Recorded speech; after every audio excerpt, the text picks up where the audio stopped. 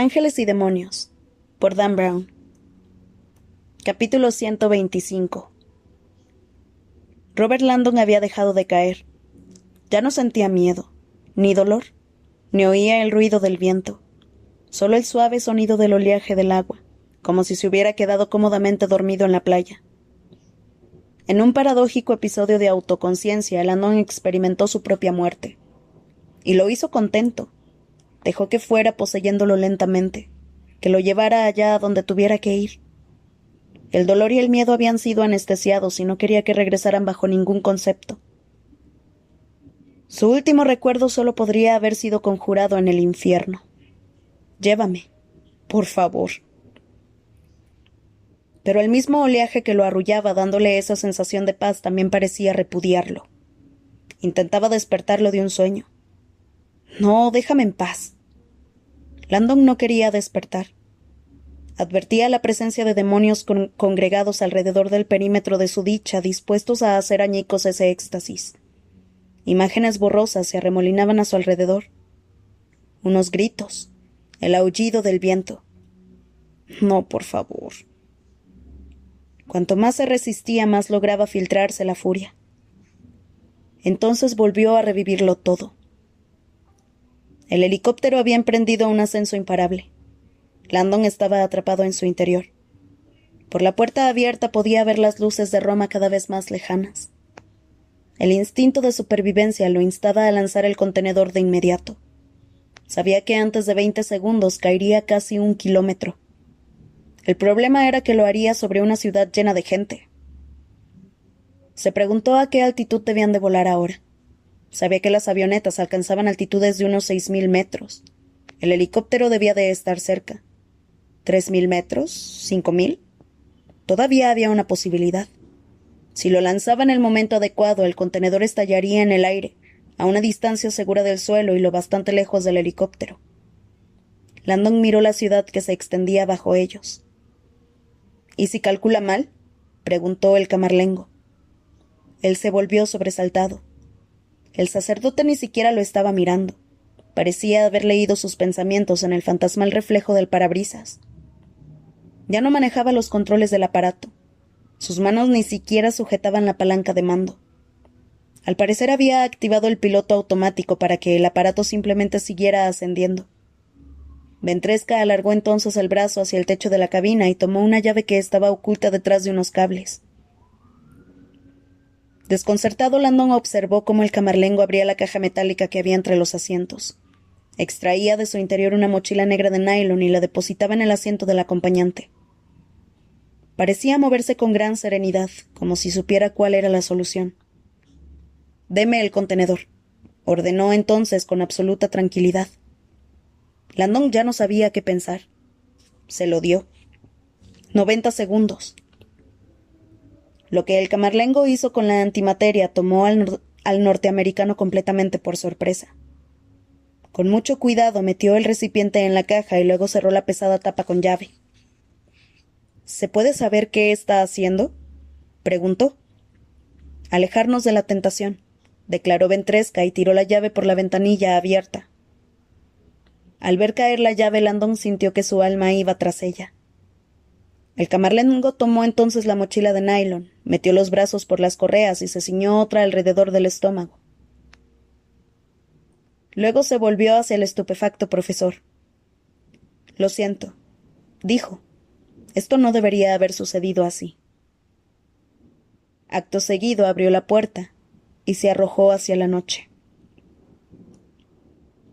La imagen ardió en el inconsciente de Landon y con ella llegó el dolor.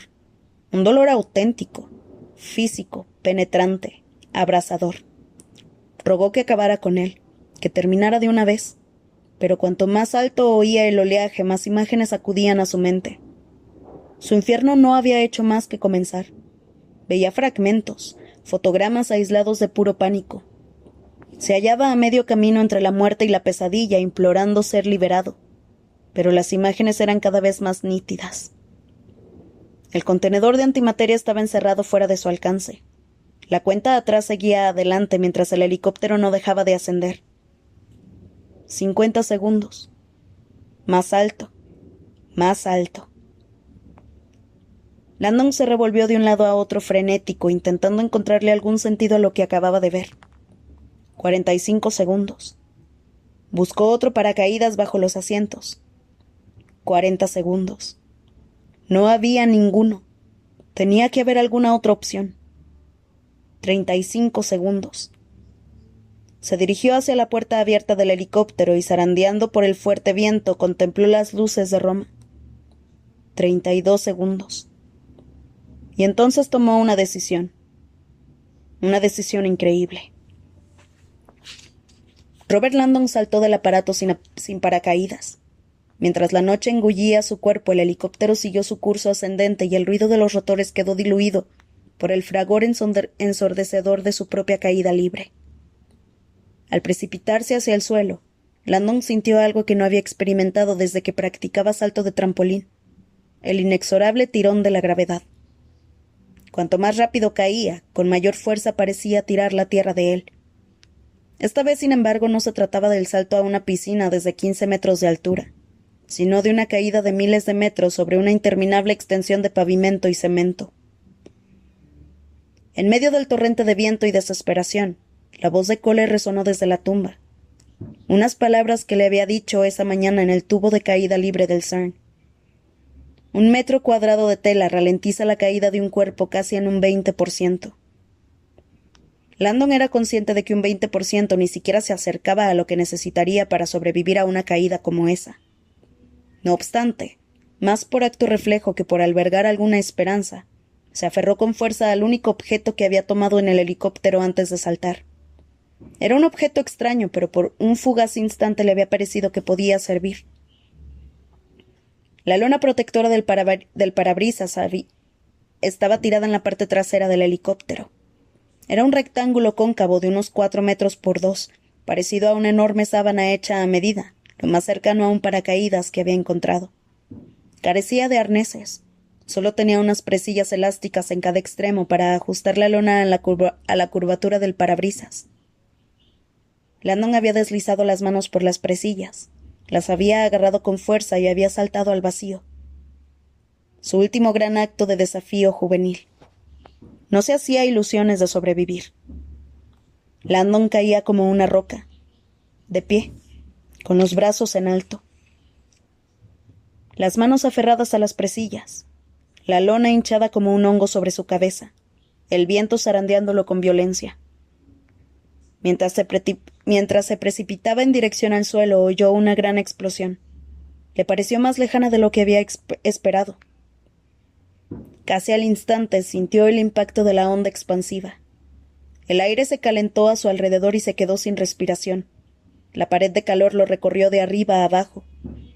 La parte superior de la lona empezó a arder, pero Landon siguió tomado a ella. Aferrado a una hinchada mortaja de luz, se sentía como un surfista que intentara dejar atrás una ola de 1000 metros de altura. Finalmente, sin embargo, el calor disminuyó. Volvía a estar en medio de la oscura y fría noche. Por un instante sintió un atisbo de esperanza. Un momento después, sin embargo, esa esperanza se desvaneció igual que lo había hecho el calor. A pesar de que la lona ralentizaba la caída, su cuerpo seguía atravesando el viento con ensordecedora velocidad. Landon no tenía duda alguna de que caía con demasiada rapidez. Mucho menos para poder sobrevivir. Moriría aplastado contra el suelo. Intentó hacer algunos cálculos matemáticos, pero se sentía demasiado ofuscado para encontrarle sentido alguno.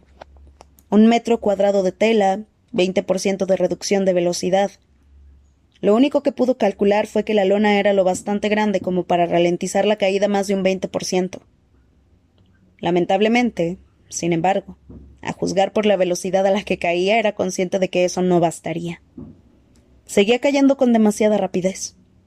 No sobreviviría al impacto contra el mar de cemento. Bajo él, las luces de Roma se extendían en todas direcciones. La ciudad parecía un enorme cielo estrellado. La perfecta extensión de estrellas solo se veía interrumpida por una franja oscura que dividía la ciudad en dos. Una amplia cinta sin iluminar que serpenteaba a través de los puntos de luz como una gruesa serpiente. Landon se quedó mirando la sinuosa línea negra. De repente, como la cresta de una inesperada ola, volvió a sentir un atisbo de esperanza. Con un vigor casi maníaco, tiró con fuerza de la lona con la mano derecha. La tela aleteó, hinchándose e inclinándose hacia el lado en el que la resistencia era menor. Landon notó que se desviaba hacia un lado. Volvió a tirar ahora con mayor fuerza, ignorando el dolor que sentía en la palma de la mano. La lona se ensanchó y él notó que su cuerpo volvía a desplazarse. No mucho, pero algo era algo. Miró otra vez la sinuosa serpiente negra que había bajo sus pies. Quedaba a la derecha, pero él todavía se hallaba a mucha altura. ¿Habría esperado demasiado? Tiró con todas sus fuerzas y aceptó que se encontraba en manos de Dios. Se concentró en la parte más amplia de la serpiente y por primera vez en su vida rezó para que sucediera un milagro. Del resto solo recordaba fragmentos. La obscuridad estaba cada vez más cerca. Su instinto de saltador de trampolín se activó. Se llenó los pulmones de aire para proteger los órganos vitales. Estiró las piernas para que hicieran de ariete. Y finalmente agradeció que el serpenteante Tíber estuviera embravecido. Las aguas espumosas y llenas de aire eran 3 veces más blandas que el agua estancada. Luego llegó el impacto, y todo se volvió negro. El atronador ruido de la lona hizo que un grupo de personas apartaran los ojos de la bola de fuego. Esta noche habían podido ver muchas cosas en el cielo de Roma. Un helicóptero disparado hacia la estratosfera. Una enorme explosión. Y ahora ese extraño objeto que había caído sobre las agitadas aguas del Tíber, cerca de la orilla de la diminuta isla Tiberina. Desde que había sido utilizada para aislar en cuarentena a los enfermos durante la peste que asoló Roma en el año 1656, se decía que la isla poseía propiedades curativas místicas. Por esa razón, más adelante se convirtió en el emplazamiento del Hospital Tiberina. El cuerpo que sacaron del agua estaba muy maltrecho, pero todavía tenía pulso. A todos les pareció algo sorprendente, y se preguntaron si no habría sido la mítica reputación curativa de la isla Tiberina lo que había mantenido con vida su corazón. Minutos después, cuando el hombre comenzó a toser y a recuperar poco a poco la conciencia, el grupo decidió que efectivamente, la isla debía de ser mágica. Capítulo 126. El cardenal Mortati sabía que no había palabras en ningún idioma que pudieran explicar el misterio de ese momento. El silencio de la visión que se cernía sobre la plaza de San Pedro resultaba más elocuente que un coro de ángeles. Mientras contemplaba al camarlengo Ventresca, Mortati sintió la paralizante colisión de corazón y mente. La visión parecía real, tangible. ¿Cómo era posible? Todos habían visto cómo el camarlengo subía al helicóptero, y habían sido asimismo testigos de la bola de luz en el cielo. Sin embargo, ahora el camarlengo se encontraba en lo alto de la azotea. ¿Lo habían transportado los ángeles? ¿Se había reencarnado por la gracia de Dios? Esto es imposible. Mortati deseaba con todas sus fuerzas creer lo que veía ante sí, pero su mente exigía una explicación. A su alrededor los cardenales también habían levantado la mirada y contemplaban lo mismo que él, paralizados por el asombro. Era el camarlengo, no había duda alguna. Pero había algo distinto en él, algo divino, como si hubiera sido purificado. ¿Un espíritu? ¿Un hombre? Su carne blanca relucía bajo la luz de los focos con incorpórea ingravidez. En la plaza se oían gritos, vítores, aplausos espontáneos. Un grupo de monjas se arrodilló y entonó una saeta. La multitud estaba enfervorizada. De repente la plaza entera empezó a correr el nombre del camarlengo. Los cardenales, con lágrimas en las mejillas, se unieron al cántico. Mortati miraba a su alrededor sin dar crédito. ¿Esto está pasando de verdad? El camarlengo Carlo Ventresca observaba a la multitud desde la azotea de la Basílica de San Pedro. ¿Estaba despierto o soñaba? Se sentía transformado, como etéreo. Se preguntó si había sido su cuerpo o solo su espíritu el que había descendido de los cielos en dirección a la suave y obscura extensión de los jardines del Vaticano, y oculto tras la elevada sombra de la basílica, había aterrizado como un ángel silencioso en el césped desierto. Se preguntó si había sido su cuerpo o su espíritu el que había poseído la fuerza necesaria para ascender la antigua escalera de los medallones hasta la azotea en la que ahora se encontraba. Se sentía tan ligero como un fantasma. Aunque la gente coreaba su nombre, el camarlengo sabía que no era a él a quien vitoreaban. Los cánticos se debían al júbilo irreflexivo, el mismo júbilo que él sentía cada día de su vida al pensar en el Todopoderoso. Estaban experimentando lo que siempre había deseado: confirmar la existencia del más allá, comprobar el poder del Creador. El camarlengo Ventresca había rezado toda su vida para que llegara ese momento, y sin embargo ni siquiera él podía concebir que Dios lo hubiera hecho realidad. Quería gritarles: nuestro Dios está vivo, contemplen los milagros que nos rodean. Permaneció allí un rato aturdido y a pesar de ello más vivo que nunca. Finalmente inclinó la cabeza y se apartó de la balaustrada. A solas, se arrodilló en la azotea y rezó.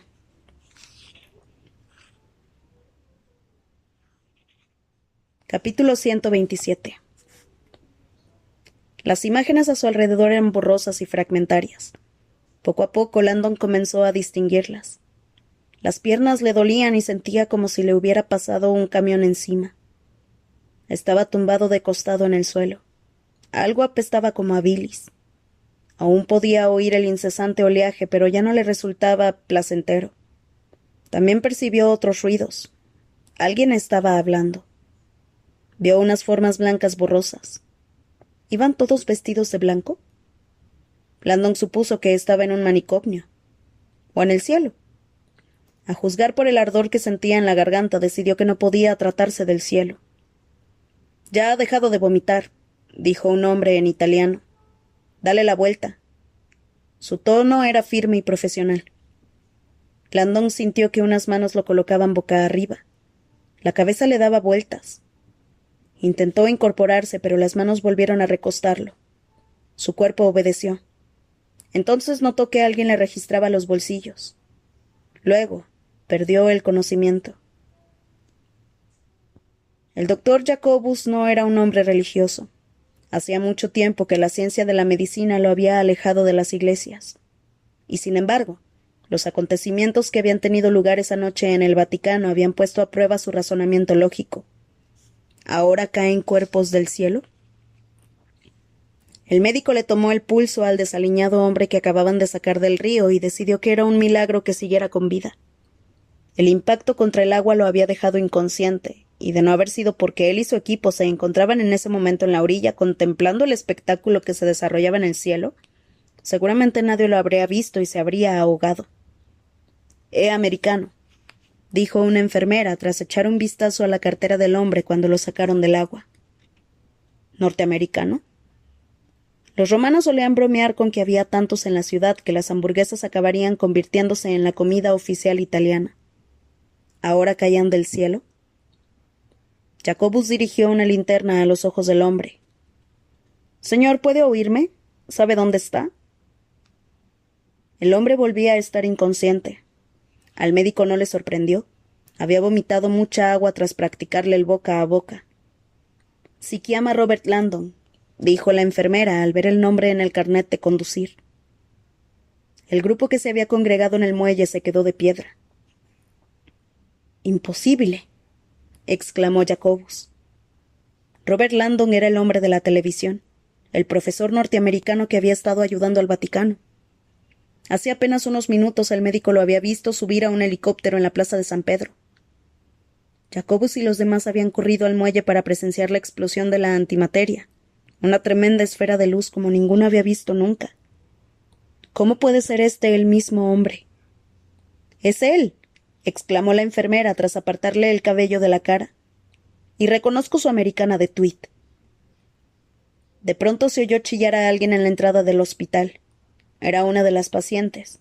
Gritaba como una posesa, alabando a Dios mientras sostenía una radio portátil en la mano. Al parecer, El camarlengo Ventresca acababa de aparecer milagrosamente en la azotea del Vaticano. El doctor Jacobus decidió que en cuanto su turno terminara a las 8 de la mañana, iría directamente a la iglesia. Las luces que Landon veía sobre su cabeza eran ahora más brillantes, estériles. Estaba tumbado en una especie de mesa de examen.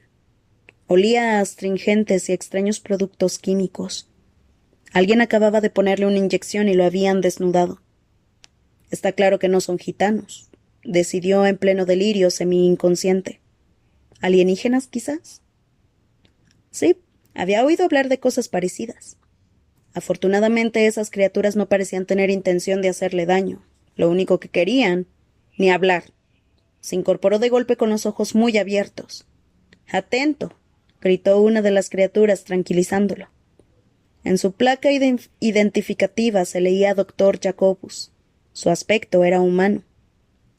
Yo pensaba, tartamudeó el norteamericano. Relájese, señor Landon, está usted en un hospital. La niebla comenzó a disiparse. Landon sintió una oleada de alivio. Odiaba los hospitales, pero sin duda prefería eso a unos alienígenas toqueteándole los testículos. Soy el doctor Jacobus, dijo el hombre, y a continuación le explicó lo sucedido. Tiene usted mucha suerte de seguir vivo. Landon no se sentía afortunado. Sus recuerdos le resultaban confusos. El helicóptero, el camarlengo. Le dolía todo el cuerpo. Le dieron un poco de agua y se enjuagó la boca. También le cambiaron la gasa de la palma de la mano. ¿Dónde está mi ropa?, preguntó. Llevaba puesta una bata desechable. Una de las enfermeras le señaló los chorreantes jirones de tela caqui y de tuit que había sobre un mostrador. Estaba empapada. Hemos tenido que cortarla para poder quitársela. Landon se quedó mirando los restos de su americana Harris y frunció el entrecejo. Tenía unos pañuelos de papel en el bolsillo, dijo la enfermera. Fue entonces cuando Landon vio los trozos de pergamino esparcidos por todo el forro de su americana. El folio del diagrama de Galileo. La última copia que quedaba en el mundo acababa de disolverse. Se sentía demasiado aturdido para reaccionar. Se limitó a mirarla. Hemos guardado sus objetos personales. Le mostró un cubo de plástico, la cartera, una videocámara y una pluma estilográfica. He secado la videocámara lo mejor que he podido.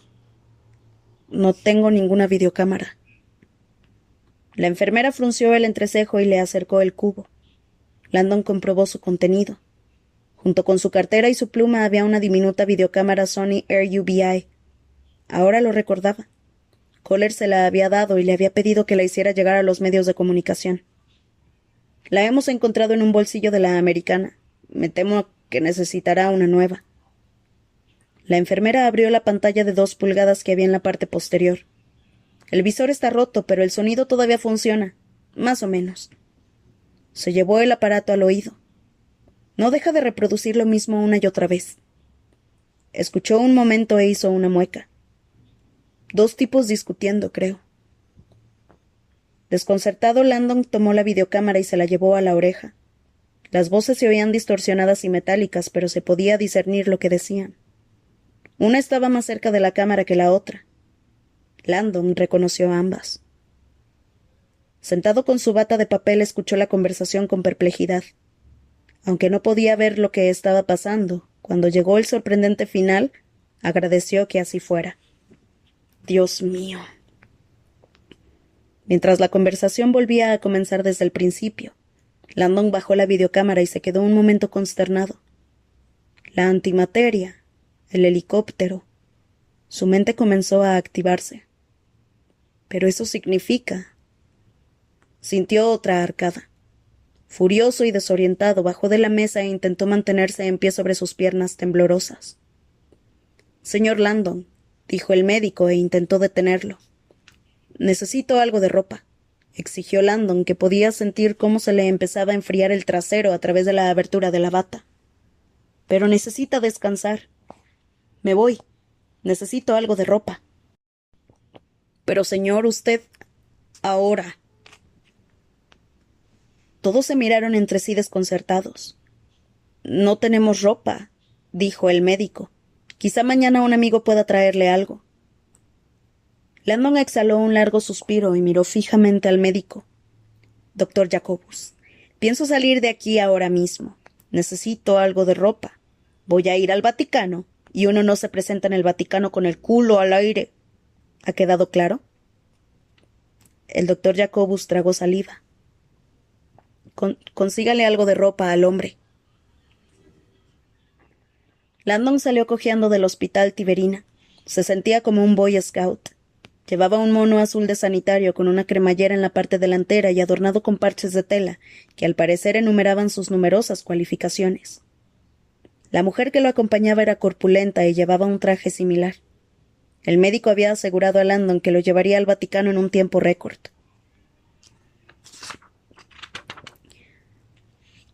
«C'è molto tráfico», dijo Landon, recordándole a la mujer que la zona que rodeaba el Vaticano estaba abarrotada de coches y gente.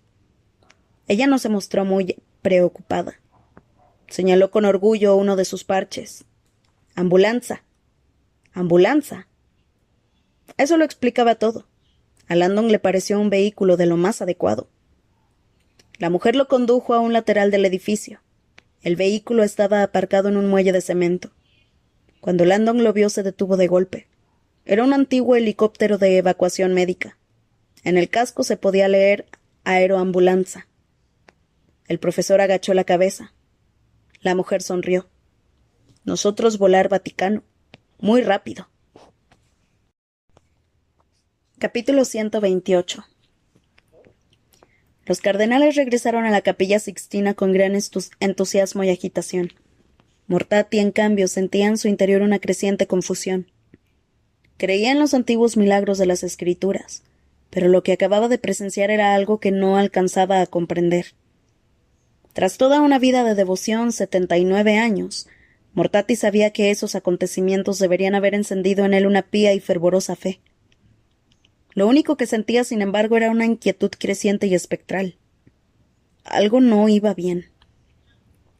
«Signore Mortati», exclamó un guardia suizo al tiempo que se acercaba corriendo por el pasillo. «Hemos subido a la azotea tal y como nos ha indicado. El camarlengo es de carne y hueso. Es un hombre de verdad. No se trata de ningún espíritu. Es la misma persona de antes». «¿Les ha hablado?» Estaba arrodillado, rezando. No hemos querido molestarlo. Mortati no sabía qué pensar. «Díganle que sus cardenales lo esperan». «Signore, puesto que es un hombre». El guardia vaciló. «¿Qué sucede?» «Su pecho tiene la quemadura. ¿No deberíamos vendarle la herida? Debe de dolerle». Mortati lo consideró. Nada en toda su vida de servicio a la Iglesia lo había preparado para una situación como esa. «Es un hombre, así que trátenlo como tal.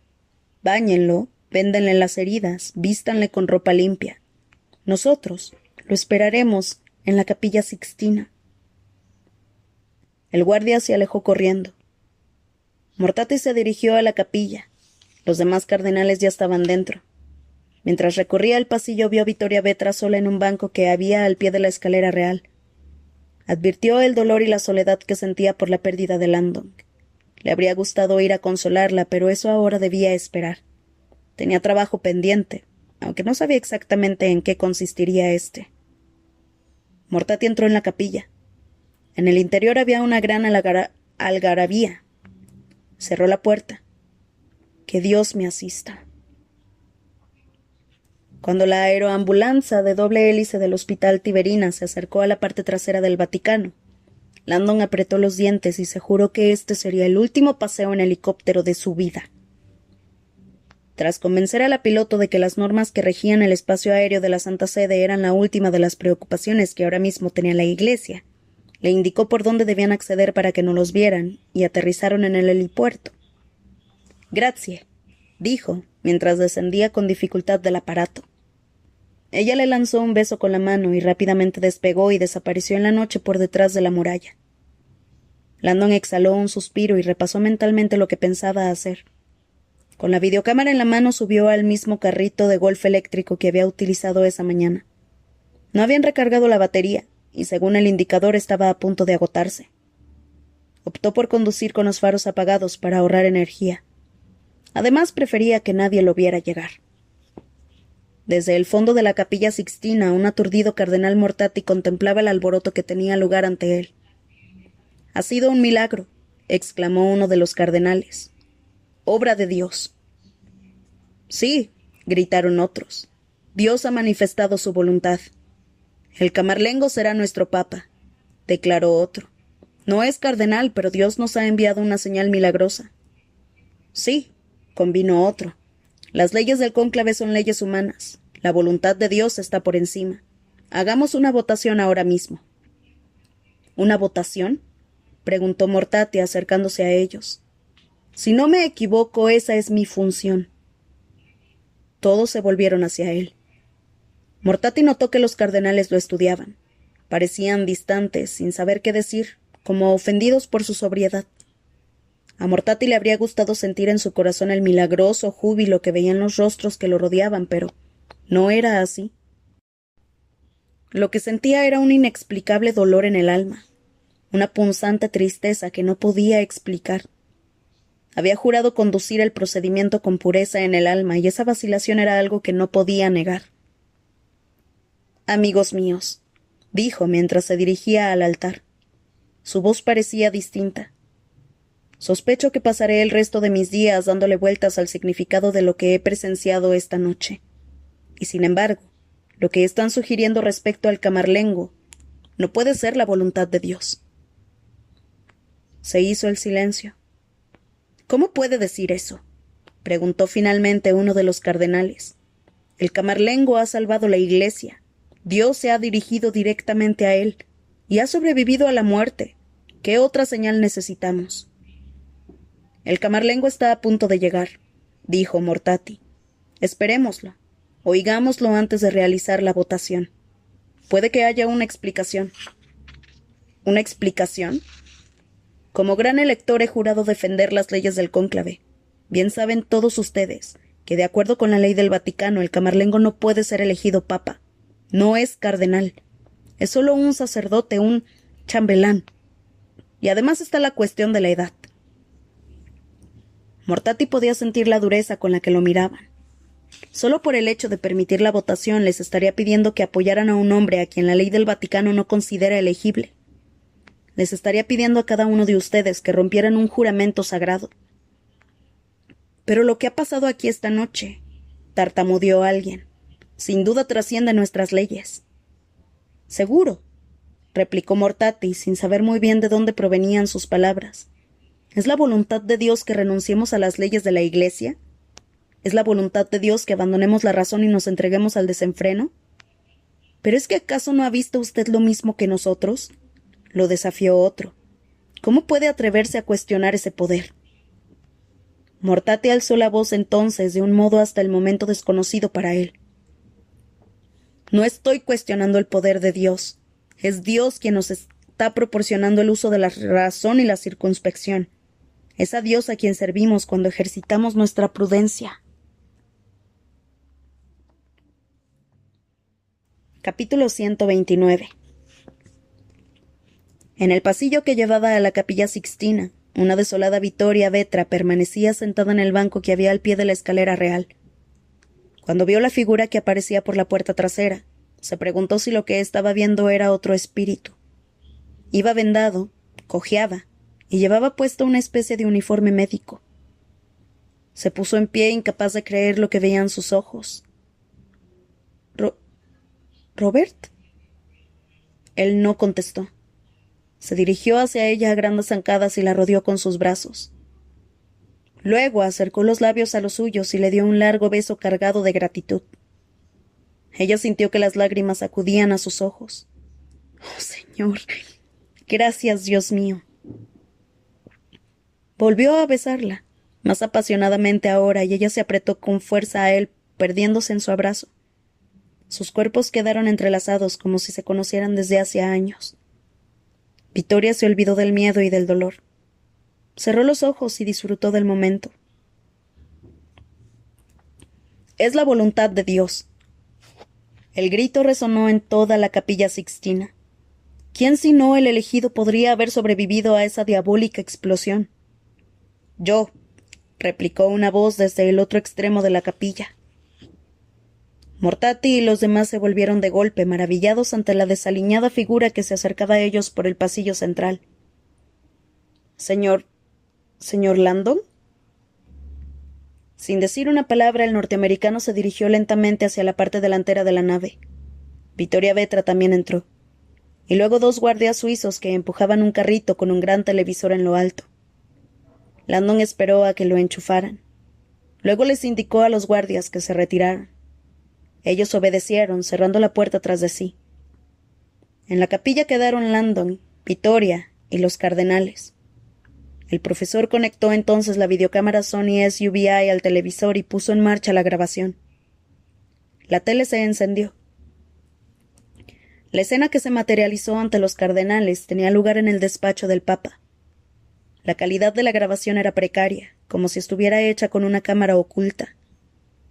En un lateral de la pantalla se podía ver al camarlengo de pie en la obscuridad frente a una chimenea. Aunque parecía estar hablando a la cámara rápidamente, quedaba claro que lo hacía con quien fuera que estuviese grabando el video. Landon les explicó que se trataba de Maximilian Kohler, el director del CERN. Unas horas antes, Kohler había filmado en secreto esas imágenes mediante una diminuta videocámara escondida en el reposabrazos de su silla de ruedas. Mortati y los cardenales observaban las imágenes con gran desconcierto. Aunque la conversación estaba iniciada, Landon no se molestó en rebobinar. Lo que quería que oyeran los cardenales todavía estaba por llegar. ¿Leonardo Vetra llevaba un diario? Se oyó decir al camarlengo. Supongo que eso es una buena noticia para el CERN. Si en el diario está recogido el proceso para la creación de la antimateria. No lo está, dijo Kohler. Le aliviará saber que el procedimiento murió con Leonardo. Sin embargo, el diario sí habla de otra cosa. De usted. El camarlengo parecía preocupado. No lo entiendo. En él se describe una reunión que Leonardo tuvo el mes pasado, con usted. El camarlengo vaciló. Luego se volvió hacia la puerta. Roger no debería haberle permitido pasar sin consultármelo antes. ¿Cómo ha conseguido llegar hasta aquí? Roger sabe la verdad. Antes he llamado y le he contado lo que usted ha hecho. ¿Lo que yo he hecho? Ignoro qué le habrá dicho el capitán. Pero es un guardia suizo y, por lo tanto, demasiado leal a la Iglesia como para creer a un amargado científico antes que a su camarlengo. En realidad es demasiado leal para no creerme. Es tan leal que, a pesar de las pruebas de que uno de sus guardias había traicionado a la Iglesia, se ha negado a aceptarlo y se ha pasado todo el día buscando otra explicación. Y usted le ha dado una. La verdad, por espantosa que fuera. Si Roger le hubiera creído, me habría arrestado.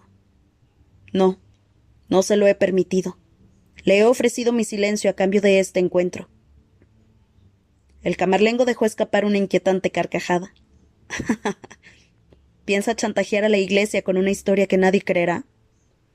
No tengo ninguna intención de chantajear a nadie. Simplemente quiero escuchar la verdad de sus labios. Leonardo Vetra era amigo mío. El camarlengo no dijo nada. Se limitó a mirar fijamente al director. A ver qué le parece esto, le espetó Kohler. Hará cosa de un mes. Vetra se puso en contacto con usted para solicitar una audiencia urgente con el Papa. Audiencia que usted concedió porque el Papa era admirador del trabajo de Leonardo, y porque éste le dijo que se trataba de una emergencia. El camarlengo se volvió hacia la chimenea sin decir nada. Leonardo vino en secreto al Vaticano. Al hacerlo estaba traicionando la confianza de su hija, un hecho que lo apenaba profundamente, pero sentía que no tenía elección. Su investigación lo había conducido a una encrucijada y sentía la necesidad de guía espiritual de la Iglesia. En una reunión privada, les contó a usted y al Papa que había hecho un descubrimiento científico con unas profundas implicaciones religiosas.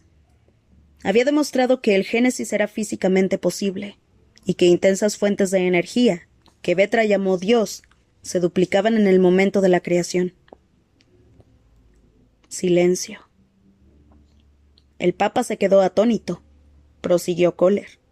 Quería que Leonardo lo hiciera público.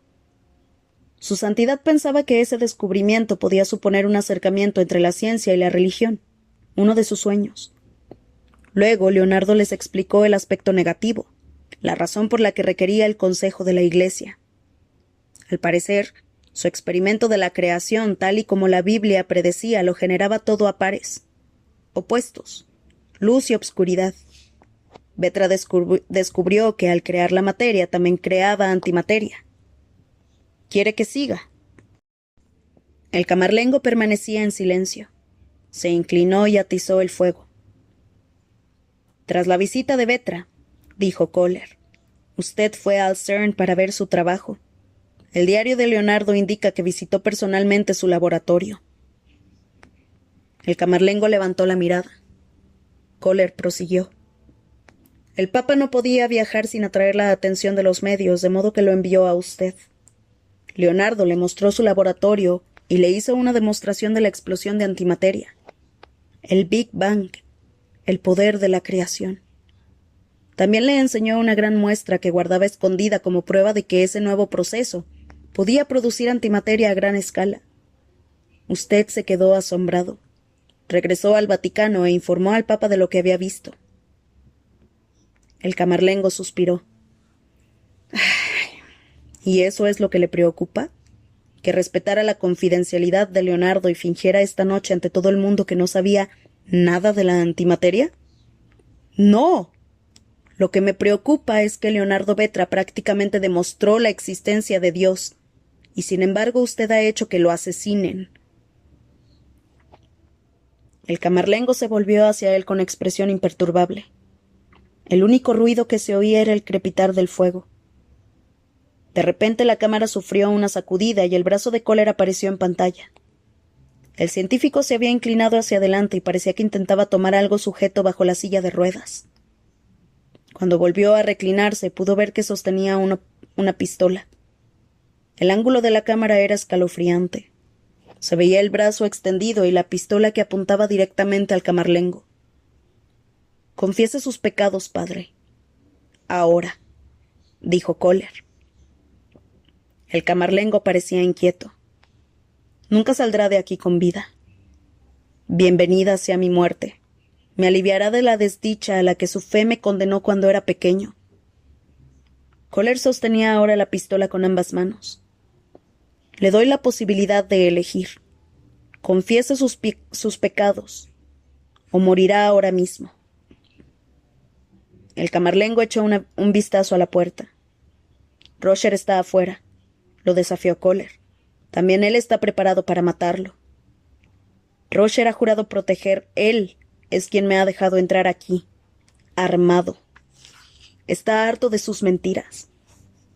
Tiene una única opción. Confiese. Quiero escucharlo de sus labios. Ventresca vaciló. Kohler amartilló la pistola. ¿Acaso piensa que no voy a hacerlo? No importa lo que le diga, dijo el camarlengo. Un hombre como usted nunca lo comprendería. Hagamos la prueba. El sacerdote se quedó un momento callado. Su dominante silueta quedaba recortada por la tenue luz de la chimenea. Cuando finalmente habló, sus palabras resonaron con una dignidad más propia del glorioso relato de un acto altruista que de esa confesión. Desde el principio de los tiempos, dijo, esta Iglesia ha luchado contra los enemigos de Dios, a veces con palabras, otras con espadas, y siempre ha sobrevivido. El camarlengo irradiaba convicción. Prosiguió. Pero los demonios del pasado eran demonios de fuego y abominación, enemigos contra los que podíamos luchar, que inspiraban miedo. Satanás, sin embargo, es astuto. Con el paso del tiempo cambió su diabólica apariencia por un nuevo rostro, el de la razón pura, transparente e insidioso, pero al mismo tiempo sin alma. De repente su voz adquirió un tono rabioso, una transición casi maníaca.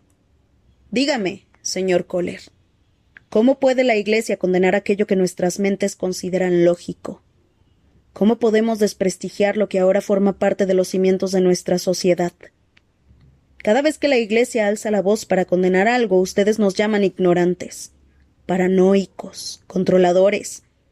Y así su maldad no deja de crecer, oculta tras un velo de arrogante intelectualismo. Se propaga como un cáncer, santificado por los milagros de su propia tecnología, deificándose a sí misma, hasta que ya únicamente creemos en su bondad absoluta. La ciencia está aquí para salvarnos de las enfermedades, las hambrunas, el dolor. Contemplen la ciencia, el nuevo Dios de infinitos milagros, omnipotente y benevolente. Ignoren las armas y el caos. Olviden la fracturada soledad y los interminables peligros. La ciencia está aquí. El camarlengo se acercó a la pistola. Pero yo he visto cómo acechaba el rostro de Satanás. He visto el peligro. ¿De qué está hablando? El descubrimiento de Vetra prácticamente demuestra la existencia de Dios. Era su aliado. Aliado. La ciencia y la religión no pueden ir de la mano. Usted y yo no buscamos el mismo Dios. ¿Quién es su Dios? ¿Uno hecho de protones, masas y cargas de partículas? ¿Cómo puede su Dios inspirar? ¿Cómo puede su Dios llegar a los corazones de las personas y recordarles que han de responder ante un poder mayor? ¿O que han de responder ante sus semejantes? Vetra estaba equivocado. Su trabajo no era religioso, era sacrílego. El hombre no puede colocar la creación de Dios en una probeta y agitarla en el aire para que el mundo la vea. Eso no glorifica a Dios, lo degrada. El camarlengo parecía fuera de sí. ¿Y por eso ha hecho que maten a Leonardo Vetra?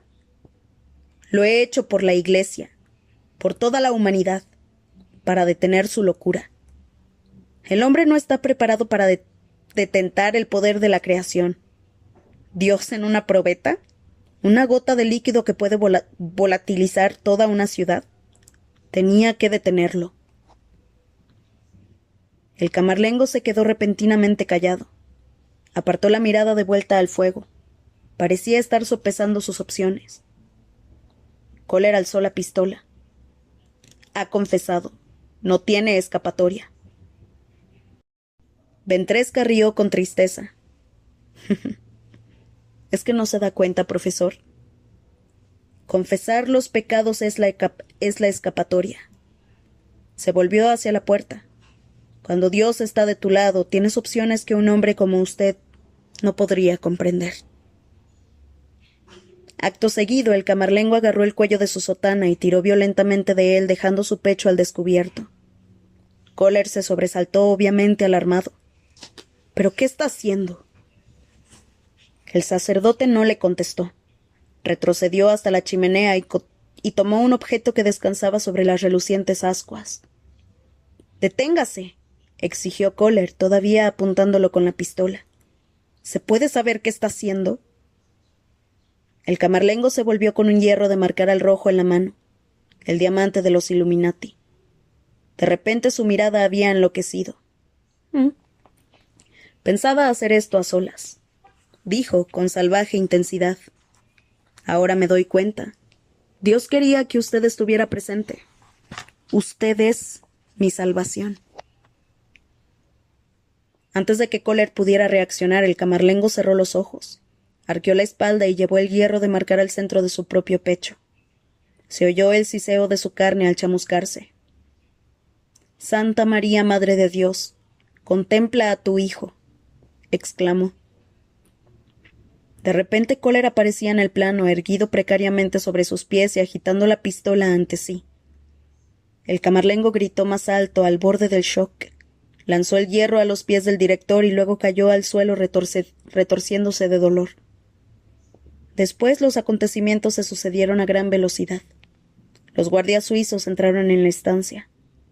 Se oyó un tiroteo. Kohler se llevó las manos al pecho y sangrando cayó sobre su silla de ruedas. —¡No! —exclamó Rocher, intentando evitar que sus guardias dispararan a Kohler. Entonces el camarlengo, que seguía retorciéndose de dolor en el suelo, se arrastró hasta el capitán, lo apuntó con el dedo y gritó: Illuminatus. Desgraciado, le espetó Rocher al tiempo que se abalanzaba sobre él. Santurrón de mier... Chartrand lo redujo con 3 disparos y el capitán cayó al suelo, muerto. Luego los guardias se congregaron alrededor del camarlengo herido para atenderlo. Mientras lo hacían, se podía ver el rostro de Robert Landon, que se hallaba arrodillado junto a la silla de ruedas para examinar el hierro de marcar. Luego la imagen empezó a dar bandazos. Kohler había recuperado la conciencia y estaba extrayendo la diminuta videocámara de su escondite del reposabrazos, para entregársela a Landon. «Deles», susurró Kohler. «Deles esto a los medios». Y de repente, la pantalla se quedó en blanco. Capítulo 130. El camarlengo comenzó a sentir cómo se disipaban de su cuerpo el aturdimiento y la adrenalina. Mientras los guardias suizos lo ayudaban a descender la escalera real en dirección a la Capilla Sixtina, oyó los cánticos en la plaza de San Pedro y supo que había conseguido mover montañas. Grazie Dio. Había rezado para que le diera fuerzas, y el Señor lo había hecho. En los momentos de duda Dios le había hablado. La tuya es una misión santa, le había dicho. Yo te daré fuerzas. Y a pesar de ello, el camarlengo había sentido miedo y había puesto en duda la rectitud del camino que tenía por delante. Si no tú, lo había desafiado Dios. ¿Quién? Si no ahora. ¿Cuándo? Si no de este modo. ¿Cómo? Dios le recordó que Jesús los había salvado a todos. Los había salvado de su propia apatía. Con 2 actos Jesús les había abierto los ojos. Horror y esperanza. La crucifixión y la resurrección. Había cambiado el mundo. Pero de eso ya hacía muchos siglos. El tiempo había erosionado el milagro. La gente se había olvidado de él. Había vuelto su atención hacia falsos ídolos, deidades tecnológicas y milagros de la mente. ¿Y qué había de los milagros del corazón? El camarlengo había rezado muchas veces para que Dios le indicara cómo podía conseguir que la humanidad volviera a creer. Pero la única respuesta que había obtenido había sido el silencio. No fue hasta que se encontró en su momento más oscuro cuando Dios acudió a él. Oh, el horror de aquella noche. El camarlengo estaba tumbado en el suelo, ataviado con un pijama hecho jirones, con las uñas clavadas en su propia carne, intentando purgar de su alma el dolor que le había provocado un vil descubrimiento. «No puede ser cierto», gritó, y sin embargo sabía que lo era. La decepción lo desgarraba como el fuego del infierno. El obispo que lo había acogido, el hombre que había sido como un padre para él, el clérigo a cuyo lado el camarlengo había permanecido cuando lo nombraron papa, era un fraude, un común pecador. Había mentido al mundo acerca de un acto tan profundamente traicionero que el sacerdote dudaba incluso que Dios pudiera perdonarlo. Su voto, le había gritado Ventresca al papa. Rompió su voto, usted entre todos los hombres. El pontífice había intentado explicarse, pero el camarlengo no había querido escucharlo. Había salido huyendo a ciegas por los pasillos, vomitando y arañándose, hasta que sangrando, y a solas, se había echado en el frío suelo de tierra ante la tumba de San Pedro. Virgen Santa, ¿qué puedo hacer? Fue en ese momento de dolor y traición, mientras yacía desolado en la necrópolis rezando para que Dios se lo llevara de este mundo sin fe, cuando Dios acudió a él. La voz resonó en su cabeza como un trueno. ¿Has jurado servir a tu Dios? Sí, exclamó el camarlengo. ¿Morirías por tu Dios? Sí, llévame ahora. ¿Morirías por tu iglesia? Sí, por favor, libérame. Pero ¿morirías por la humanidad? Durante el silencio que siguió, el camarlengo sintió que se hundía en un abismo, cada vez más profunda y rápidamente fuera de control. Y sin embargo sabía la respuesta. Siempre la había sabido. Sí, gritó fuera de sí. Moriría por los hombres, igual que tu hijo. Moriría por ellos. Horas después el camarlengo seguía tumbado en el suelo temblando. Vio el rostro de su madre. Dios tiene planes para ti, le dijo. El camarlengo se sumergió más profundamente en la locura. Y entonces Dios volvió a hablarle, esta vez en silencio, pero el camarlengo lo comprendió. Devuélveles la fe. Si no yo, ¿quién? Si no ahora, ¿cuándo? Mientras los guardias abrían la puerta de la Capilla Sixtina, el camarlengo sintió que el poder recorría sus venas, exactamente igual que cuando era niño. Dios lo había elegido, hacía ya mucho tiempo. Su voluntad se cumplirá. Se sentía como si hubiera vuelto a nacer. Los guardias suizos le habían vendado el pecho, bañado y vestido con una bata de lino blanca. También le habían puesto una inyección de morfina para la quemadura, aunque él habría preferido no tomar ningún analgésico. Jesús soportó el dolor en la cruz durante 3 días. Ya podía sentir cómo la droga le embotaba los sentidos, como una mareante resaca. Al entrar en la capilla no le sorprendió que todos los cardenales lo miraran sobrecogidos. Temen a Dios, se recordó, no a mí, sino al modo en que Dios actúa a través de mí. Mientras recorría el pasillo central advirtió en sus caras el desconcierto que sentían. Y sin embargo, a medida que avanzaba notó algo más en sus ojos. ¿Qué era? El camarlengo había intentado imaginar cómo lo recibirían esa noche. ¿Con júbilo? ¿Con veneración? Trató de leer sus ojos, pero no vio ninguna de esas dos emociones. Fue entonces cuando divisó a Robert Landon en el altar.